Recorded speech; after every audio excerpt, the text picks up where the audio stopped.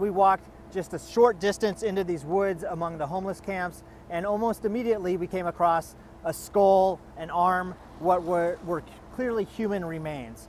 And I need to warn you that some of the images in our story will be graphic.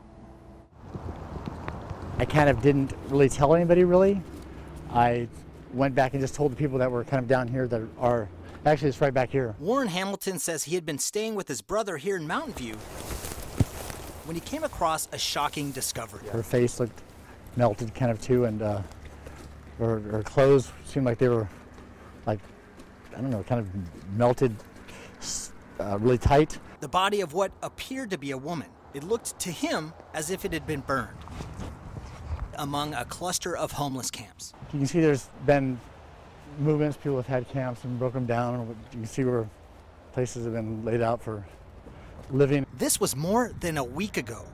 After that first discovery, Hamilton says he returned and saw a different body, that of what appeared to be a man. No, I knew they were not the same body. This one was, she was probably about 5'6" or so.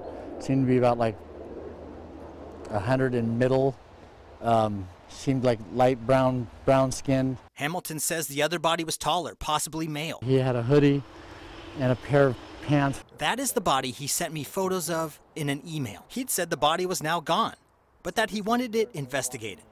That was on Friday. We emailed Anchorage police spokespeople after hours to ask if they were looking into reports of a corpse or bodies in the woods. We received no reply from APD. Today, I visited the area with Hamilton to hear what he had to say. Our crew thought that any body, had it been there, was now gone. We were wrong.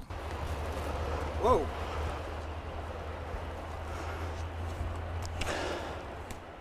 That was the staff that was going through the midsection.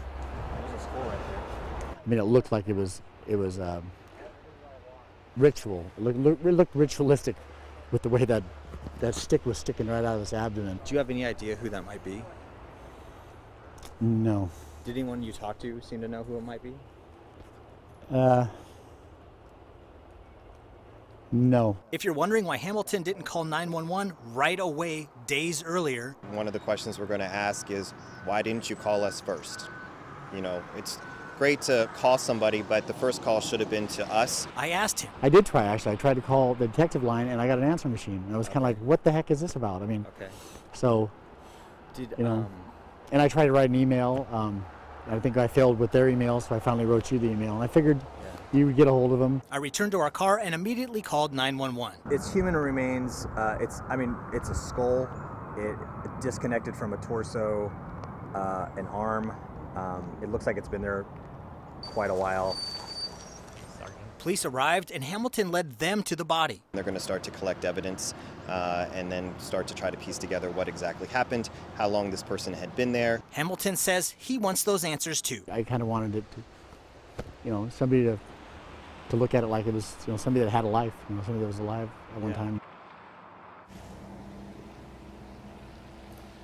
Now, that's what we know so far. That story references two bodies. I should really make it clear that we're only aware of one body that has been found in these woods. Mr. Hamilton believes there were two. We don't know that. Police have not confirmed that. I should also note that among the questions about why Mr. Hamilton didn't call 911 earlier, I had wondered if maybe it had to do with an outstanding warrant that he had dated back to an apparently unrelated case in 2013.